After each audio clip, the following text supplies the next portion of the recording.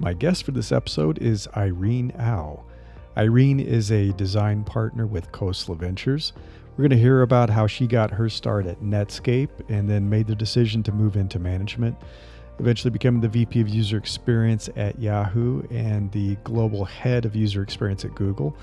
She shares some of her advice for folks that are just starting out in their career and making that really interesting decision of, do I move into management and leadership, or do I stay on the individual contributor path? Irene also shares some advice towards the end of this episode that I think everyone will find useful. This is Invincible Career, and I'm Larry Cornett. Welcome to the show, Irene. It's been a long time since we've seen each other. Thanks for having me. Good to see you. So I want to start with sharing with the audience who you are, and for those that don't know you, and what you're doing right now. So my title right now is Design Partner. I work at Khosla Ventures, which is a venture capital firm here in Silicon Valley. And my role is to work with the entrepreneurs and CEOs in our portfolio to help them be successful. We have various operating partners inside the firm. So you can think of venture capital firms as having investing partners and operating partners. And the operating partners are the ones who get involved with the startups once we decide to invest in them.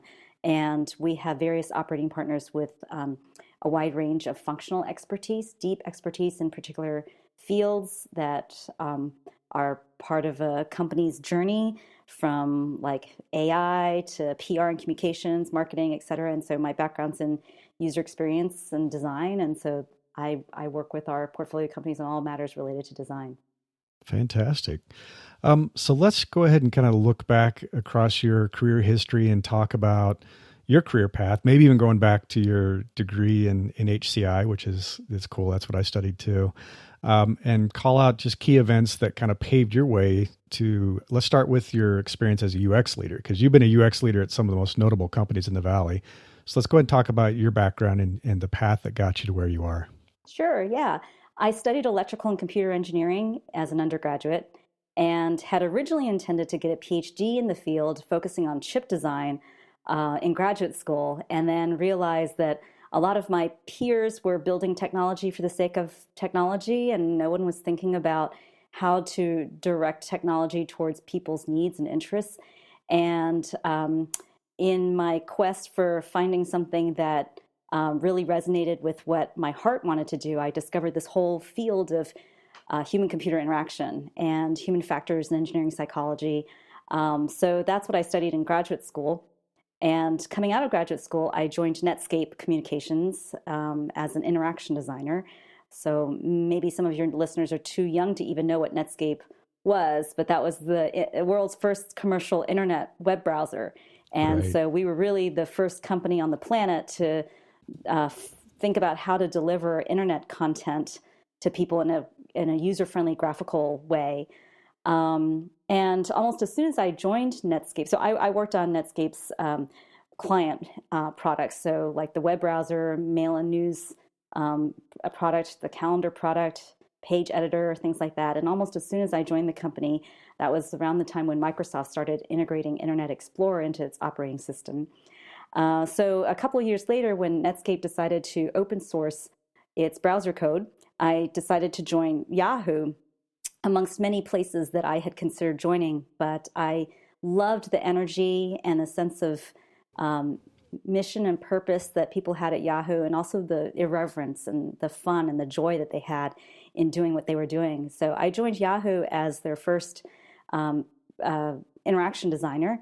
They were just moving from a place where they started out with a directory of web pages, websites, and they were starting to offer web-based services and products like Yahoo Mail and My Yahoo. And they wanted somebody with my background to figure out how to develop products that were easy to use and useful in a systematic way within the company.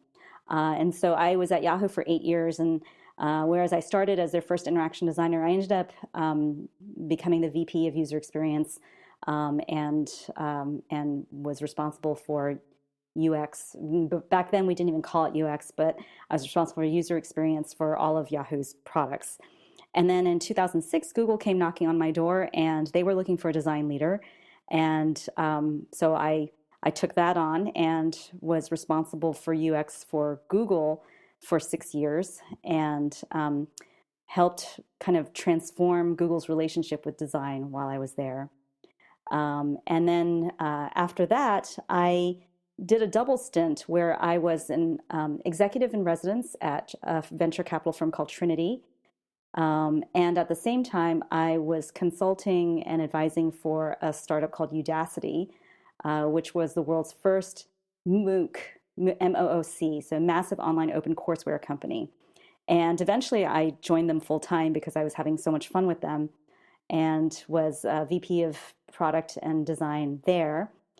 And then later joined Khosla Ventures as the design partner after that. So that was kind of my journey. And, even though it wasn't necessarily deliberate, each step along the way, each path that I took paved the way for the next step. So it just kind of serendipitously happened that way. Right, right. So, I mean, you've had an incredibly successful career. Not everybody rises to become a VP of user experience at big companies like that. What do you think helped you transition? Well, I guess moving into management was a decision point as well, deciding, hey, I don't want to be an individual contributor. I want to move into management and leadership. But what do you think made you so successful and able to see those opportunities and be the person for the role? Because it's very impressive. I think there's a combination of factors. I mean, one is that I always followed my heart and chose the path that I thought would challenge me to grow in ways that I wanted to grow. Like what am I curious about, and what are the places that are going to feed that curiosity? Where am I going to be really excited to go to work every day and see these people and work on really hard problems with them? So as an example, I'll just draw upon several decisions that I made along the journey just to kind of illustrate my points here. Sure. When I was leaving graduate school, I was trying to choose between Netscape and another company called Belcore, which was in New Jersey. Belcore doesn't even exist anymore, but they had a well-established human factors group, and I would have gotten a lot of mentorship there. And would have learned a lot. And they were also advertising that there was like a lower cost of living, and I could buy a bigger house in New Jersey. But I really wanted to be at the heart of Silicon Valley and the heart of where the internet was happening and being made. So I just knew that was where my interest was.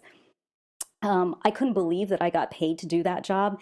And similarly, when I went to Yahoo, I couldn't believe that I got paid to do that. I mean, I worked long hours because I loved it, not because I was doing it for the money.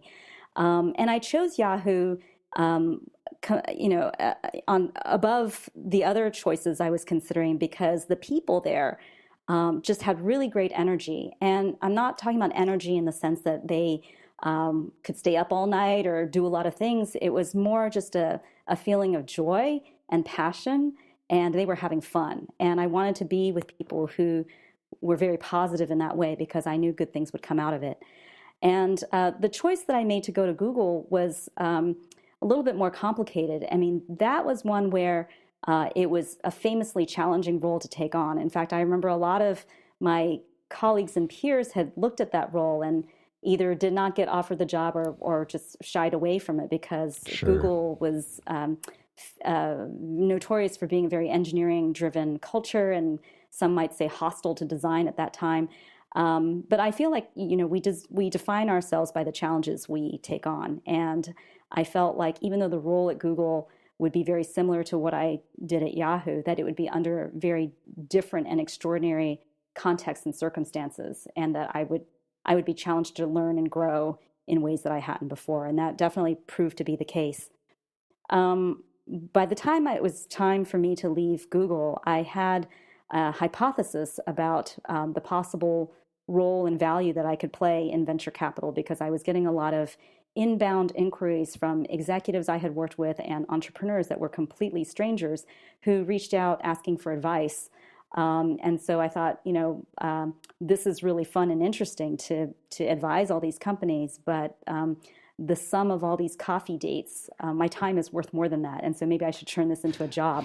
So I went around Sand Hill Road pitching my idea to a lot of different venture capital firms. And at the same time, just coincidentally, a headhunter contacted me about the opportunity at Khosla Ventures. And it turned out to be a great match. Like my vision for what I wanted to do and how I wanted to contribute exactly aligned with what Vinod was looking for.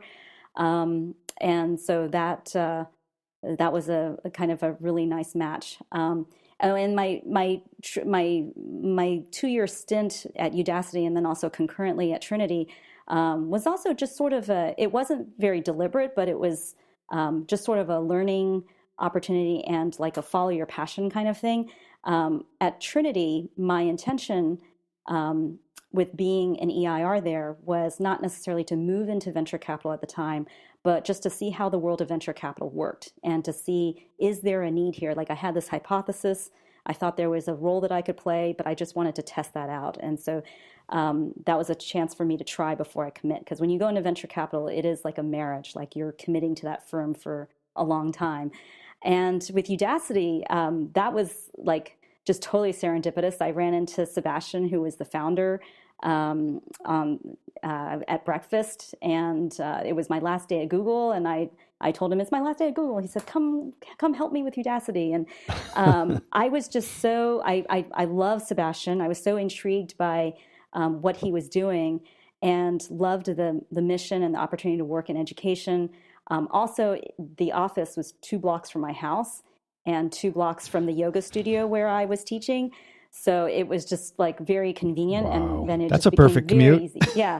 So I'm a big fan of designing your life. You know, you There you choose go. paths that like Yes. feed your curiosity, feed your soul, feed your happiness, and also fit into your life in the way that you want it to.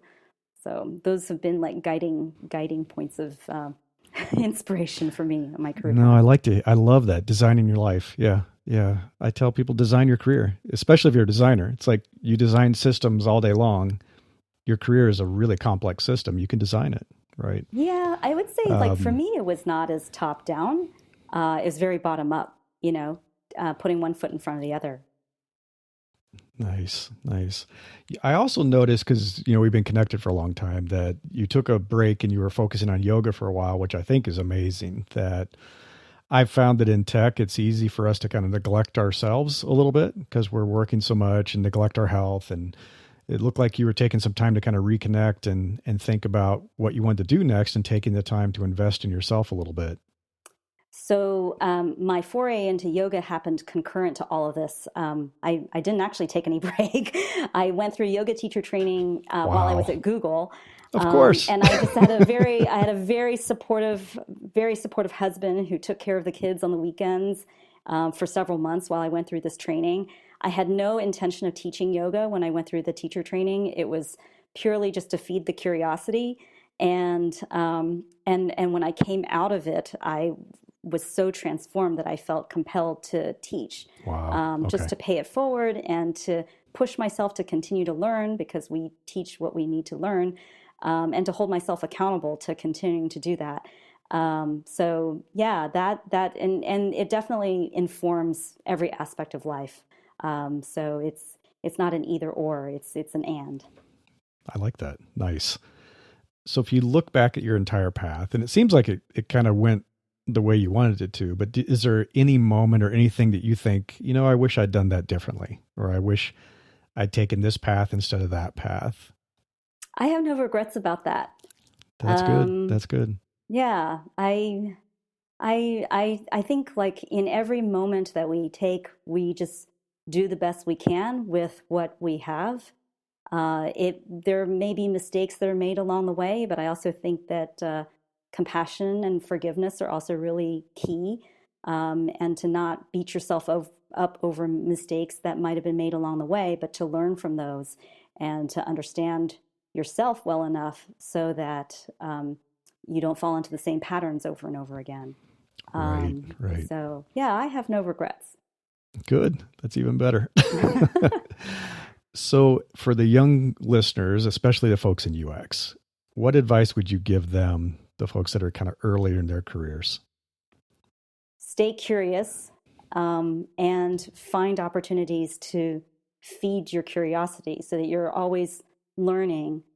And then I think it's really helpful to build and nurture relationships with other people. Like I would say, one of the key factors that um, was a part of my success was my ability to work with a wide range of people.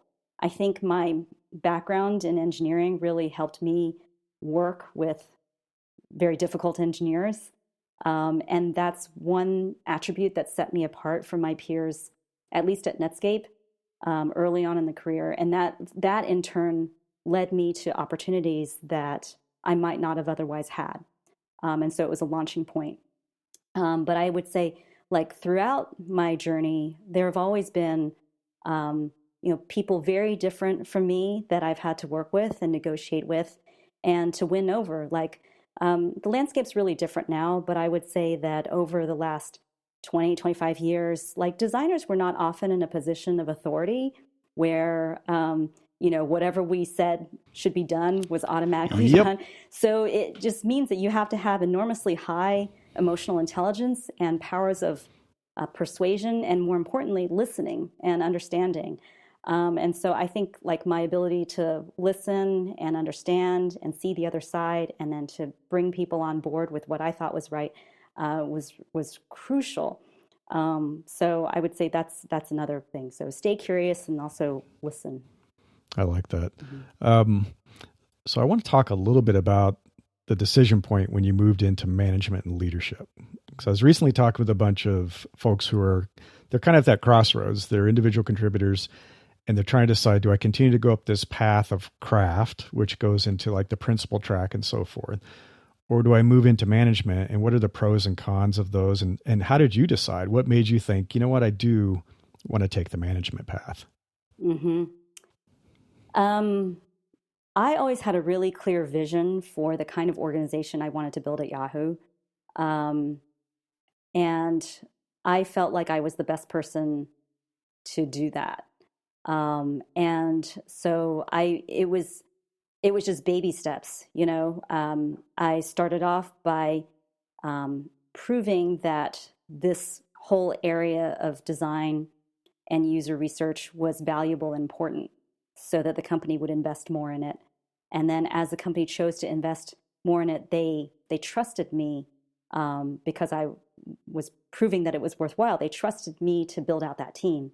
And so it was just one hire at a time, but I had a very clear idea for what I wanted to do. I mean, in fact, in a sense, that was designing. I was designing the organization and the future for how design would fit into Yahoo.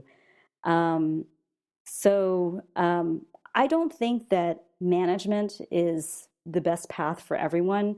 You have to deal with a lot of stuff that is pretty yucky. And for me, like my approach has really been one of servant leadership, where I see myself as an enabler and somebody who's building a team that can achieve something that's greater than the individuals themselves. And that I was bringing in a lot of different perspectives and disciplines to create something. But in order to do that, I also had to pave the way for people to do great work. And that means I have to get the yucky stuff out of the way. So that's not for everyone. So I think it's really important to understand your motivation. Why do you want to do this? And what are you going to get out of it? Because actually in a lot of companies, going up the ranks of management does not necessarily lead to more power or more pay. That certainly wasn't the case at Google. Right. There's no thanks in becoming a manager at Google at the time that I was there. So, like for me, it was like I had a vision for the organization I wanted to build, and I wanted to serve that team and make a great team that could do great work. And so I felt like I was the best person for that job. And that's my story. I think other managers or leaders have different motivations.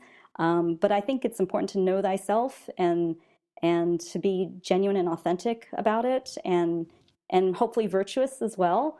Because I think these days, especially with organizations, people choose who they want to follow. Like just because you have a title doesn't mean that people are naturally going to follow you. So absolutely. Yeah. I tell people, choose your next boss. You can. Yeah. Choose the right person you want to work for and learn from. Makes a huge difference. One of the things that I've noticed has changed, I would say in the last 10 to 15 years is that it seems like startups have an awareness that they need UX earlier than they did, certainly when I was a young designer. I was interested in startups way back when, but it's like, they're like, if you're not an engineer, we're not that interested in you. But I've certainly noticed a change. And I don't know if you're experiencing this with your portfolio and the founders that you work with. Are they bringing UX on earlier into the organization than they did in the past? Absolutely. And it's a big reason why I have a job, because I think entrepreneurs understand that design is as critical to their success as technology and business and sales, so people really do see it as, one of the legs in a three-legged stool. There may still be some naivety around like how to do it or what's the right talent to get, because, like you need a lot of different kinds of skills that are embodied under the rubric UX. But yeah, and I think there are a lot of different factors that are driving that. So one is that we're at a point now where technology is good enough, and you've got so many off-the-shelf components that it doesn't take a lot of capital for people to create a tech startup.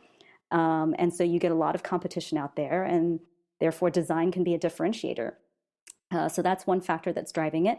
I think also people just have elevated expectations for what a good user experience should be, because we have a generation of people now who've just grown up with the internet and consumer experiences. So, they don't want to use products that like were historically designed as enterprise software.